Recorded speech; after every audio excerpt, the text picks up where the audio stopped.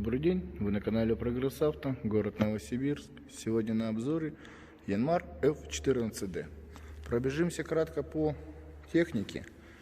Будем иметь коробка передач 3 вперед, 1 назад, ПТО, 3 скорости, пониженный повышенный ряд, блокировка заднего дифференциала, 2 ВД, 4 ВД, подъем опускания фрезы, заглубление фрезы, сдвоенный тормоз, газ, ручник, замок зажигания, ручной газ, 902 часа отработанных, сигнал, поворотники, ближний и дальний свет, глушение трактора.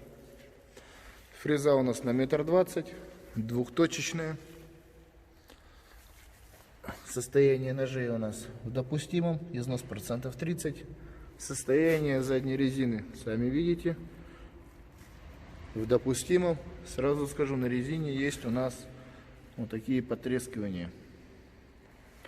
Колеса спереди у нас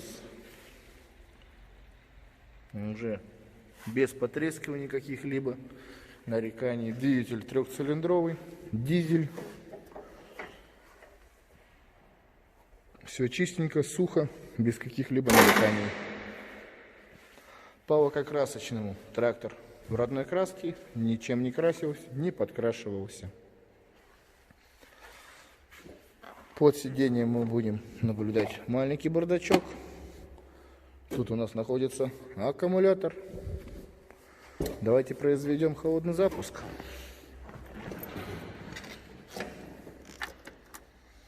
Накаливаем свечи секунд 10. Вот у нас вид. Да, у нас тут стоит еще техника.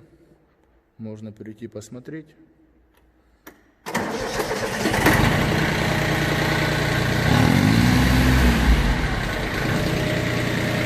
Поднимем фрезу.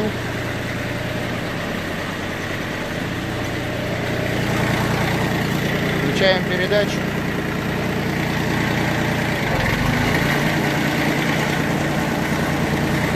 Трактор едет, не болтает. Управление спокойно одной рукой, не напряжно.